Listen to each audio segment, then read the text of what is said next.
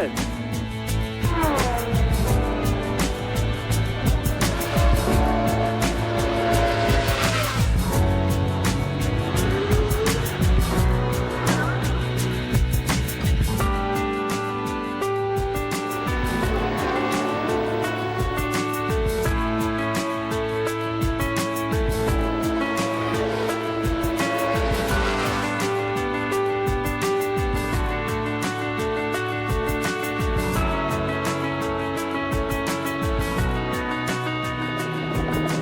2010 marks the 60th anniversary of the very first season of the FIA Formula 1 World Championship. And in Bahrain, the most impressive historic racing car collection ever seen was assembled as a truly unique tribute. But it wasn't just about the cars. 18 out of the 20 surviving world champions were reunited for the first time ever.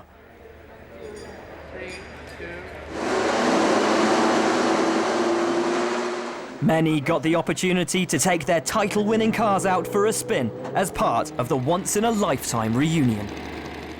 Jodie, welcome back to the Formula 1 pit lane. It's very difficult to make comparisons over the 60 years of Formula 1, so can you tell me what made your era great? Me? No, I mean, I think all the eras were great in their own way. I suppose when I look at these older cars, these were the cars when I was growing up as a young guy, and I suppose I have more affection for the cars that were before my era. Well, I think every era has their own good sides and bad sides, you know. I don't know any other era, so I obviously like mine, you know. I think the sheer competitiveness of, I mean, you had 36 cars qualifying for 26 places on the grid. So it was a time where it was the most competitive. There were 7, 8 world champions racing together. So the first thing you had to do was actually pre-qualify and make sure you got in the qualifying session. So 10 cars used to go home before even qualifying started. So it was a tough 10 years. Well, I think, you know, was when to me Graham Hill, Jim Clark, Jack Stewart was the big names. I just joined Formula 1 beginning of the 70s. And great names together, you know, so many great champions, you know, Niki Lauda, Carlos Reutemann, Clay Regazzoni, Jack Stewart was the toughest one to me. I think the camaraderie, the people, I mean, we went on holiday together, we lived together, I shared an apartment with Jim Clark. We travelled everywhere we went on holidays. So I think there was a closeness then, an intimacy. The cars changed, but the people don't. I think the main thing about it was we had enormous crowds.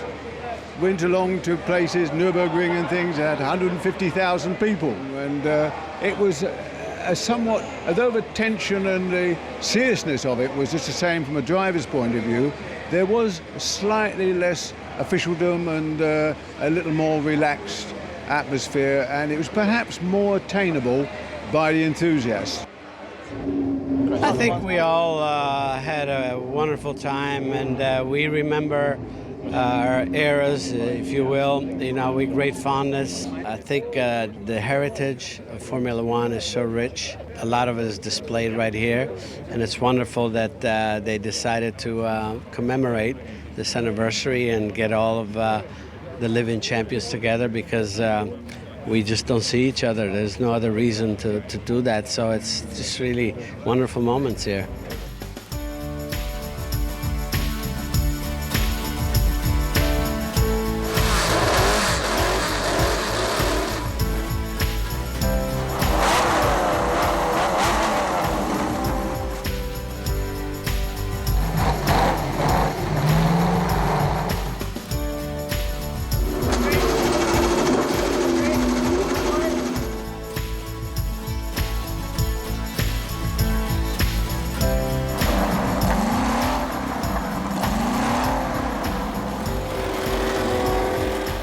What's about your fondest memory of Formula 1, of your time driving?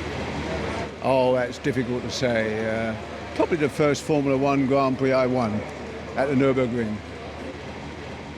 To win the first World Championship in Monza with Colin Chapman, with the chassis number 5. That's exactly the same car, and Clive Chapman is here, the Chapman family. Hello, Hazel. You are in England. God bless you and your family. Hazel Chapman. obviously clinching the World Championship. You know, that's the ultimate goal.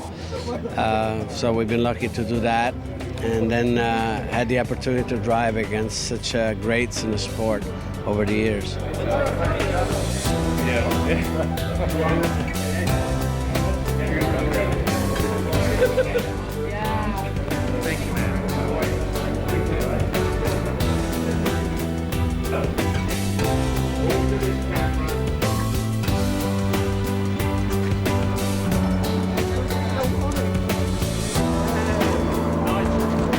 Nigel.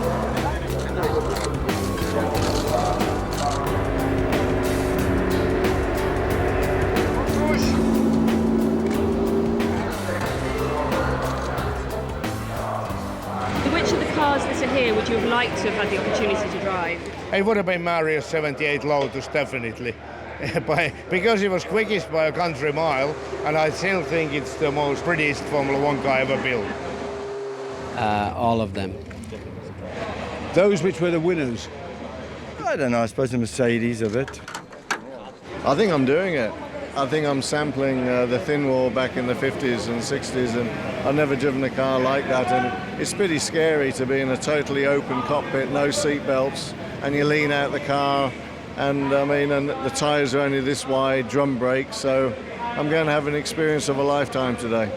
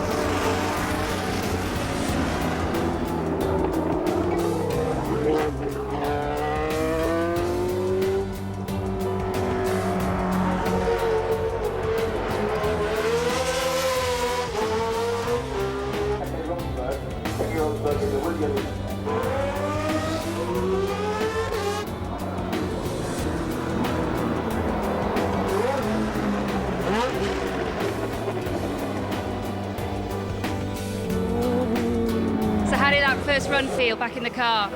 I feel home again. It feels like my office. I talk to him and he talks to me. We know each other so well.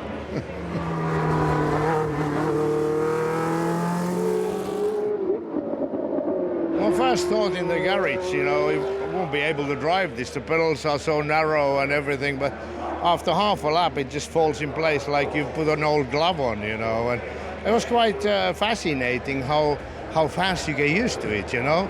But I'm glad it wasn't more than 3 laps. It was enough, you know. You start getting a headache, you start getting dizzy, your neck starts hurting. The braking, even if you're doing just like this, and the acceleration, is just something, even in these old cars, which one is not used to it. You know, it pulls the brain on the back of your skull, and it's not comfortable. How does it feel to be surrounded by all these Formula 1 greats? Well, it's sort of like, I suppose, coming home in a way, because it's not only with persons of both my period and also after, but also with the machinery. And I have to ask you, of course, you're the only man to have won the World Championship on 2 wheels and 4. Yes. So which is it, bikes or cars for you? Well, when you sit on a bike and you come together with it and you have such control over it, that's very special. But whereas you can get that on most occasions with a bike, it's just occasionally on a car where it all comes right, and there's everything else where it feels just as good as that. So probably on the edge, the bike. So Jackie, how was that?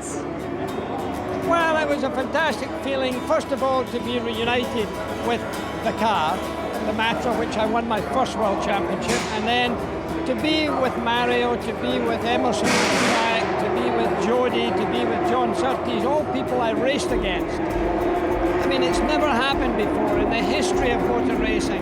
I think Bahrain's done a fantastic job to bring all this together. Bernie supplied some wonderful cars, and all the owners have brought their cars. It's a unique occasion, and I thoroughly enjoyed it.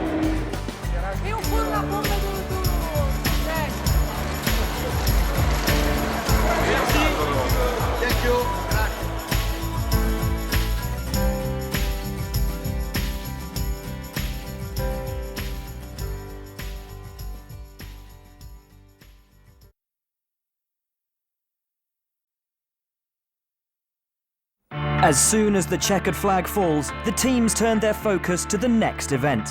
And with the next session starting just 4 days later, nearly 700 kilometres away in Monaco, a different kind of race begins. We've got 5 trucks that need to get from Barcelona to Monaco. They all have different roles. Principal one is a setup truck to get down there as soon as possible so we can start the build. And Monaco on its own, it takes quite a bit of planning. Obviously we're being with back-to-back. We're arriving there a good day and a half later than we normally would. In the past few years we've gone there on a Saturday and started work on a Saturday afternoon, which now we're going to arrive on a Monday. So we're on the back foot, but it just means a few longer hours and a few more people working. On Sunday night it's a normal pack down, so we start straight after the race or sometimes during the race. We should be finished by midnight. The trucks should arrive in the pit lane at 8 o'clock Monday morning, and then we start the setup in Monaco. Into the pit lane we can only get 1 truck at a time, so until that one's emptied and we've moved it to a parking area. The parking areas themselves are spread out through the whole of Monaco.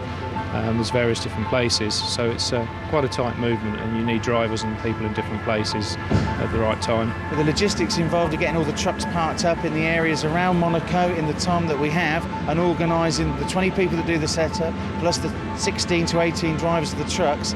You have to be on top of everything, otherwise it all goes wrong. The stopwatch started at the Circuit de Catalunya.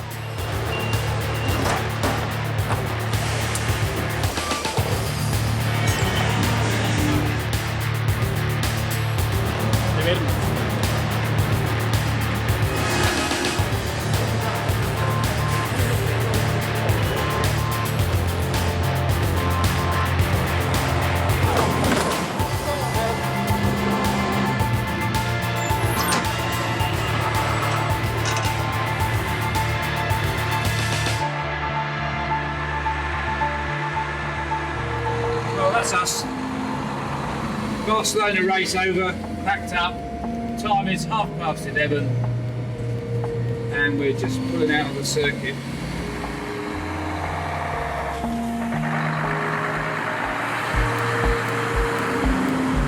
The setup truck that we're driving will live up in what's called the La Pêchère car park, which is the multi-storey at the top of the hill underneath the palace. I'd love to be able to do this race as a punter. It really would be quite fun. Sitting in the back of somebody's yacht drinking champagne. Yeah, that would be nice.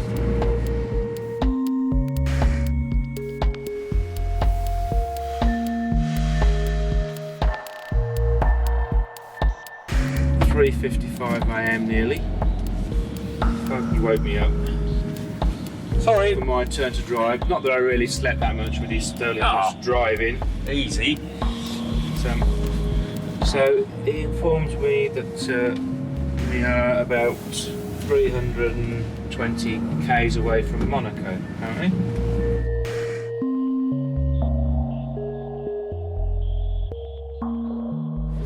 We've just stopped to fuel up.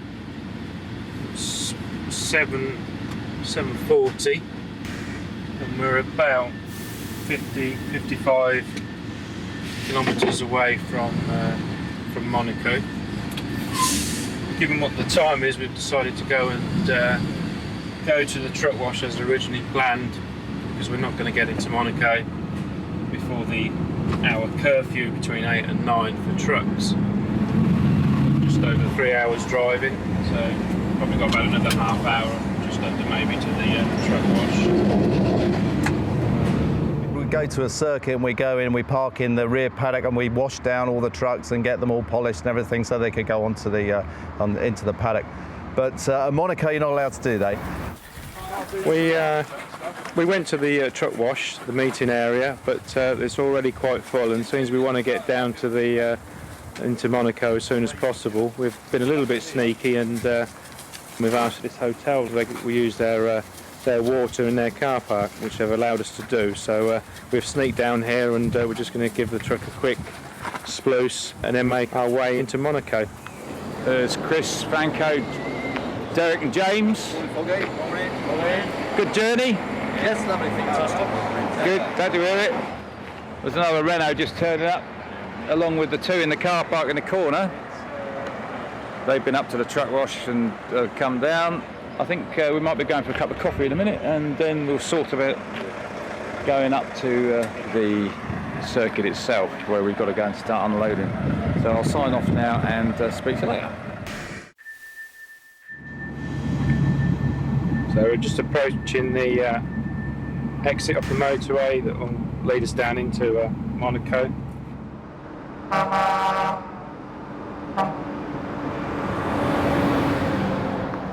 The problem is when we start going down into Monaco, that's tight. And you know, it's small and it's certainly not built to take these things. The trailer on this is a considerable amount of money. It sits very low, and it's you have to be quite delicate going through peages.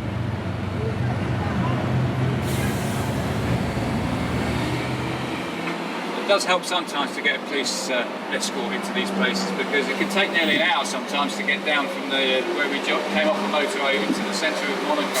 The traffic is quite busy even when it's not rush hour. Great view.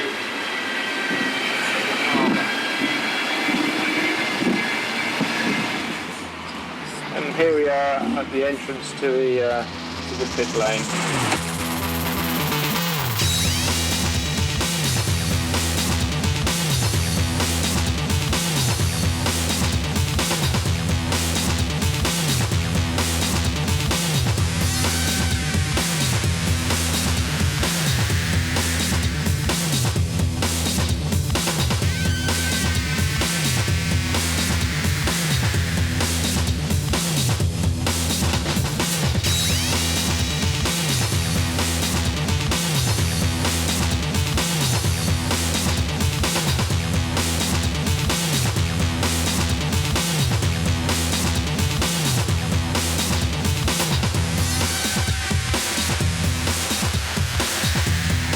Went more or less to schedule. I thought we'd get away about 10 after 10, about half 11, quarter to 12. But they did quite a bit more work on the cars than they originally planned, so they were in better shape when they arrived here. We're going to shoot off now. It's not at 7 o'clock yet, so it's not bad. I mean, in previous years, we've took 3 days to do the same as what we do today.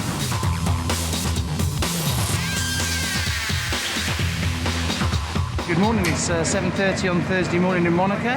It's been a long, hectic few days since Monday, but we managed to get everything ready. If you want, I'll show you around the garage, show you what we've achieved in the last 3 to 4 days. The cars are ready to go. Finished about 10 o'clock last night. Everything with all the new Monaco parts on, all are happening, and hopefully we'll have a good day running today. As you can see, it is quite restricted for space. And they give us this area out the back, just in front of the start-finish straight, which is where we put all the tyres and extra equipment that we need. As you can see, the tyre men are in. They're the only people that are in early in the morning as well, prepping the tyres for the day, getting the temperatures on, because it takes a certain amount of time to get the tyres up to temperatures. So they're always in first, along with me. Gearbox and engines around here is another area that we try and create as much space as possible. If you want to follow me upstairs. Okay, this is where you can take your cup of tea, looking over the pit lane. This is the pit lane for the races, where you see all during the week, the cool cars, everybody walking past, so it's quite a good place to people watch. So this is where you take your tea. This is radios in here. All our electronics and computers are in here. And this is the pit wall. Obviously you normally see it on the pit wall at European races and overseas races, but here we bring it upstairs. So we have a large frame that we use on a forklift to bring it all up here. To make life as easy as possible, keep health and safety happy.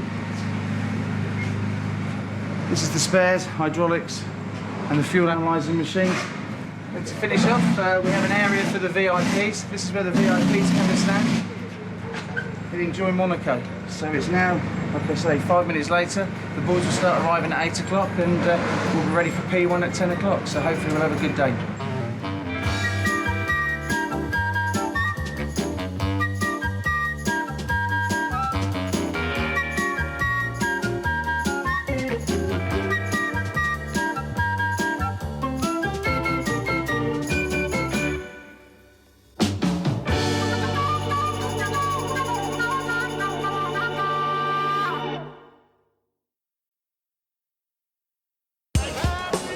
Since Fernando Alonso arrived in Formula 1 at the start of 2001, he hasn't stopped making an impact.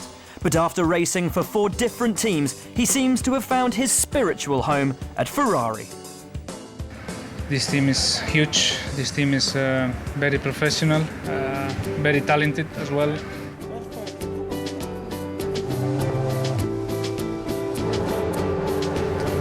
With all the people I'm working now, they are teaching me always new things. Every day I learn something, and they are very clever, so I'm improving as a driver. I think every time I speak with them, every day I call them, it's just to push all the engineers, the designers, everyone in the team to win races, to win championships. So I think this brings a motivation to the team as well, because they know that I wake up every morning thinking of winning, and they know this, so I push them. Feeling very comfortable with the team, feeling at home from day one, and for me as well it seems like years now.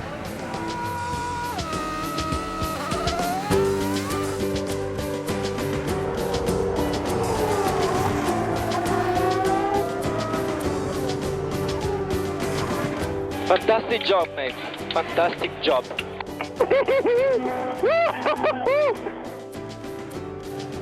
I like the pressure. Being just a driver and just arriving to the weekend with no expectations or with no motivation is the worst thing that can happen to me. So here in Ferrari also I like the atmosphere, and I like so much the team, because every time or every circuit we arrive, we have to deliver, we have to win, and I like this.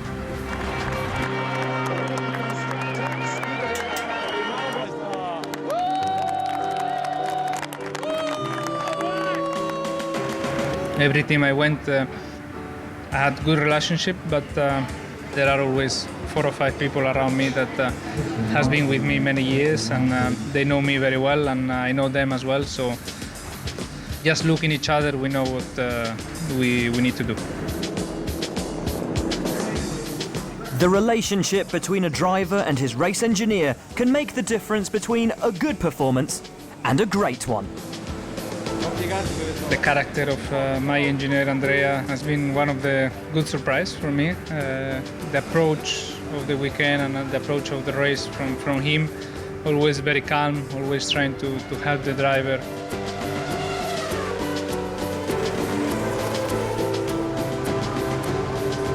He seems to choose the right comments or the right information to me, just to help me to stay calm, and to help me sometimes to the opposite. If he sees me very calm, he tries to motivate me to push, because he knows that it's important part of the race. I'm feeling great with him. It's important we keep gaining on Hamilton. Okay, there is a slow car in front, so I want you to be very wise and cool now. That was very good, very good.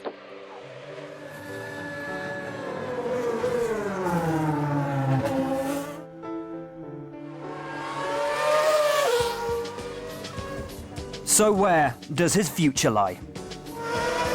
At the end, I think I arrived now definitely in the last step of my career now in Ferrari, with the best possible abilities and the best possible concentration, more mature. So I think overall I arrived in the perfect team at the perfect moment, feeling very well, and hopefully stay like this for many years.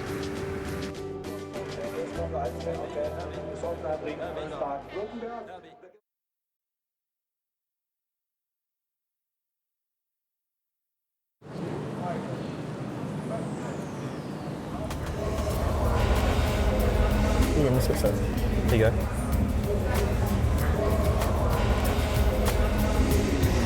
Look how close these cars can drive. They can drive, yeah. Amazing that.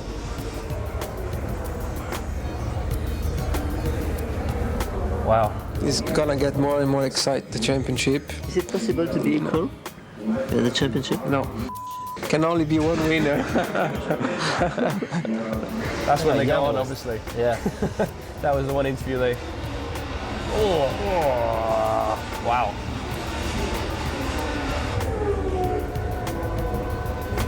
This is sick. 130 hour. Mate, look how big the cars look. Oh, this one they crashed, isn't it? What do you think? Who do you think Sepp's fault was? Mate, in those so things. Quick. It looked so quick, didn't it? But he looked like he was halfway up him. He did, didn't he? Yeah. He just didn't see him, did he? No. Look at the state of Gerhard. so sweaty.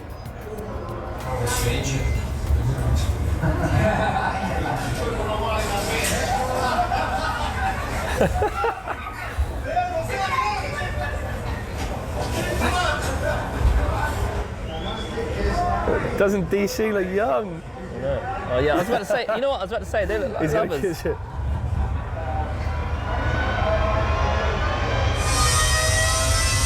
how loud those are. I know. Like V10s are amazing, aren't they? Oh, you didn't race V10, did you? Man, they had to do all that stuff as well. It's not just us. It's great seeing footage of drivers behind the scenes, because most of the time you see a straightforward interview, but when there's two drivers, you do give a little bit more in an interview, I think. You're both obviously opinionated. So we're pretty opinionated, aren't we? Yeah.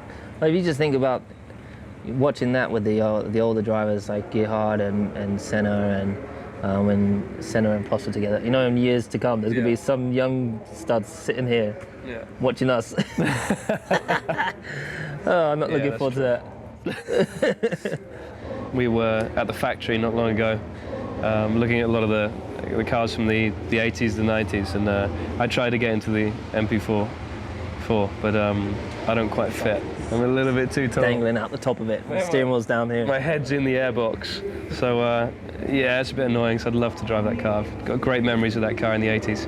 So I was eight years old. I just had to put a wing on your head. I know, yeah. All right. I heard the footage of him driving around for the 4.4. And he sounded like a little girl. I haven't even seen it. You don't want to make you sound like a little girl. Oh, really? Yeah. Shoot. Screaming. Kid with a new toy. We're gonna make sure we film you when you drive it and see how friggin' much you scream. It was amazing.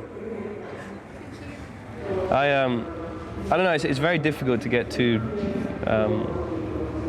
different personalities in Formula 1, because you're all hungry for success. You're all confident in your ability, and you're all, you really want to succeed. You're competitive. So it doesn't matter who you are, you always have that in your blood when you're racing in Formula 1. Otherwise, you would never get to the pinnacle of motorsport, which is Formula 1.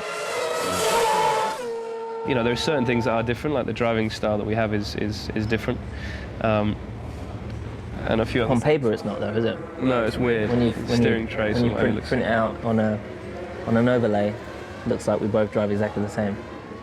But when you watch it on TV, it looks very different. So, yeah, they're obviously always going to be different. We're not the same people, but every driver in Formula 1 is hungry for success. But I think the important thing is that we're both open and we express ourselves, and I think that is important when you're both very competitive people. Yeah, you need to talk, and like in Turkey, we were very close coming together, and we talked about it after, and I think that's important to get out in the open. And the team orders thing, if we had that, I think it would make us less powerful as a team, personally.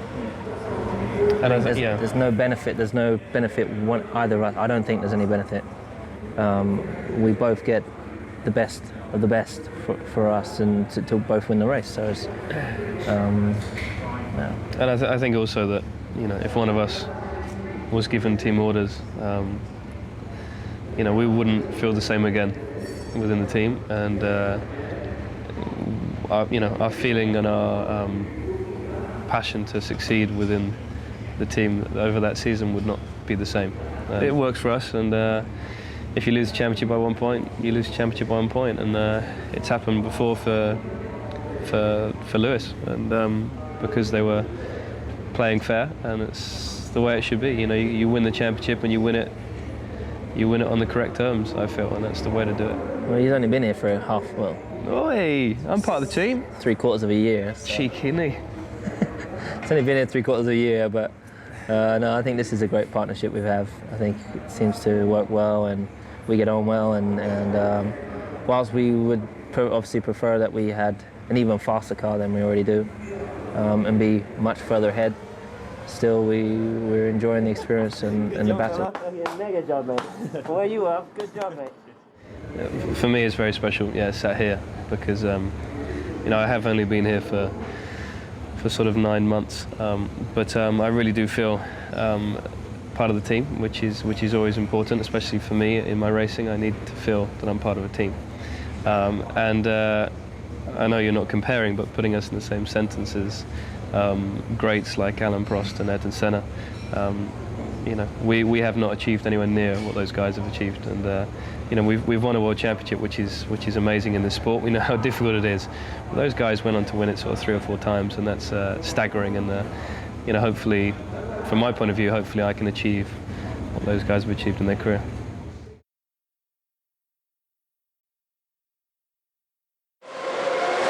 Tyres have a huge impact on the performance of a Formula 1 car, so it is vital for the teams to understand how to optimise them. 4 different compounds of dry tyre were produced for the season, and Bridgestone decide which 2 they bring to each event, based on track surface and layout, as well as general weather trends and accumulated circuit data. Both of these specifications must be used during the race. One of the biggest challenges for new teams and new drivers is getting to grips with so much tyre data. We've been working quite hard since the start of the year to understand the tyres, and the tyres are quite important in the racing. I think they're the single most important part of the car. So it's not easy. Of course, everybody has the same challenge. So for the first year, it's a big learning curve.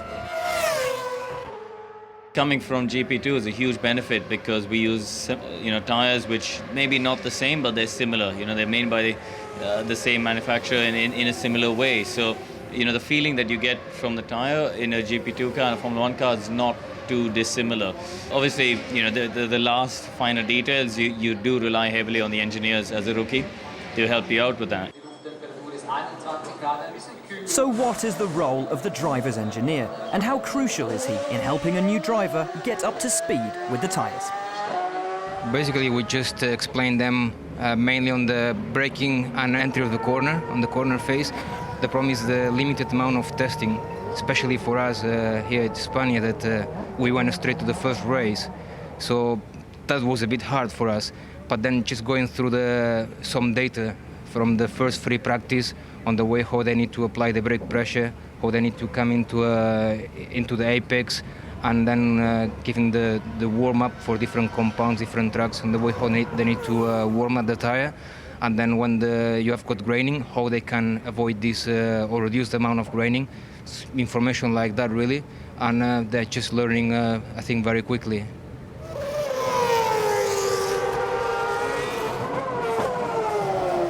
What about the role of the driver? At the end of the day, the only person in the car feeling the tyre and feeling what the tyre does in each particular corner or part of the lap are the drivers.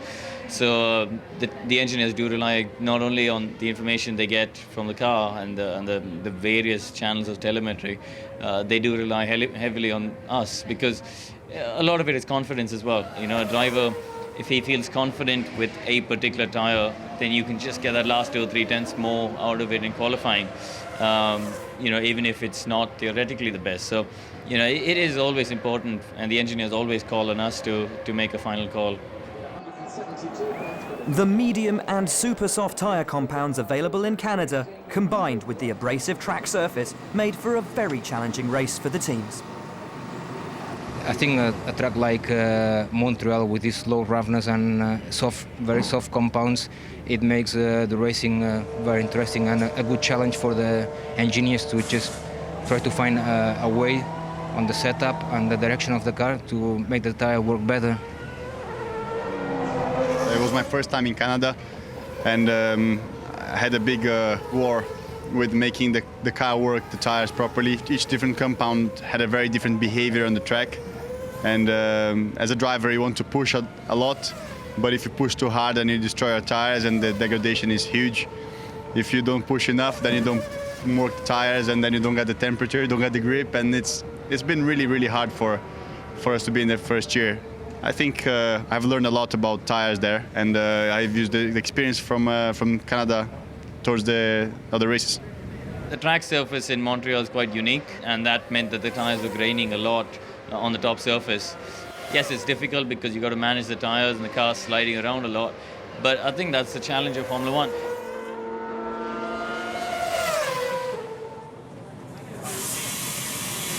This tyre is good.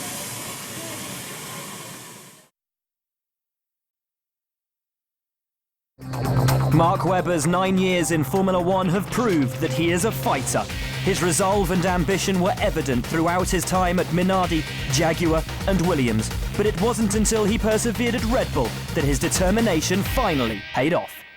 My first contract in Formula 1 was for 3 races, with Paul Stoddart and Minardi. Obviously it was a very, very small team, very limited finances against all of the big guys at that stage. So the first race was certainly very enjoyable, and it went our way. Obviously a lot of attrition, and we managed to finish in a good position there. But from then, obviously that gave me a great sort of sense of experience in that situation, and then moving to other teams from there. And yeah, it's been a journey, as you say. I think the Australians are pretty famous for supporting their people, especially when we have events at home. It's a bit harder for them to support Australian men and women, particularly when they're abroad, because whether it's time difference, whether it's some sporting events aren't that easy to follow. So they really embrace it, obviously, when it's on our doorstep, and when we have big days down there, the atmosphere is generally pretty good. 2010 has been a very special year for me, a lot of amazing memories, of course, which I'll never forget. Started in 2009, obviously the team performing at a very high level at Red Bull, and we put a lot of effort and work into it. It's taken a few years. Now we're on the back of those sort of arduous hours and all the toil we put into some great results fighting against the top teams. So it's Monaco, there's been several races which, as I say, have been extremely rewarding for me, and I hope the season, can finish as good as we hope it can. When you can't win races or score podiums, it's about maybe trying to get points, or for sure trying to be the best driver within your own team, making sure you're doing the best job with the equipment that you have. So readjusting your goals is very, very important when you really aren't in the chance of winning. And doing everything I can, physically and mentally, to be prepared as best as I can. I don't want any regrets to say that I could have done this or I could have done that, when I'm sitting at home on my rocking chair and, didn't have any real regrets to give it my best shot. If I give it my best shot and I get beaten, then that's fair enough.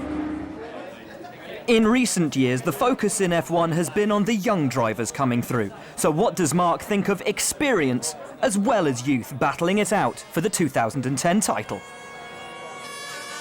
Well, I think that we saw before, as you said, the Lewises arrived, even Fernando to that point. The early 2000s, there was a big influx of very, very, very quick young guys, like I say, in their early 20s, 23, 24, off the back of what Michael did. And then even in the 90s, we had some very fast guys of the early 90s with Ann Senna and Prost and those guys, and Mansell. They weren't young, so I suppose you can call them men, real men. So. And then we had some boys arrive, but fast guys. They were a lot younger. And now, I think with the lack of testing, there's a few things which have helped. I suppose a little bit of the experienced guys, capitalise on some new regulations. And Jensen certainly drove very well last year. And we've seen this year, we've had many different drivers of all ages and levels of experience can win races. So that's how it's been. I think there's going to be some stressful times this weekend because some of the decisions could be even bigger because of the weather, but we have a sensational team of people. From the cockpit, I hope I can do my bit as well and stay cool and just get the result at the end. It's going to be a very rewarding Grand Prix. It's a long one here. It always goes the 2-hour distance, so it's a very testing race, and it's another one, key part of the jigsaw for the championship.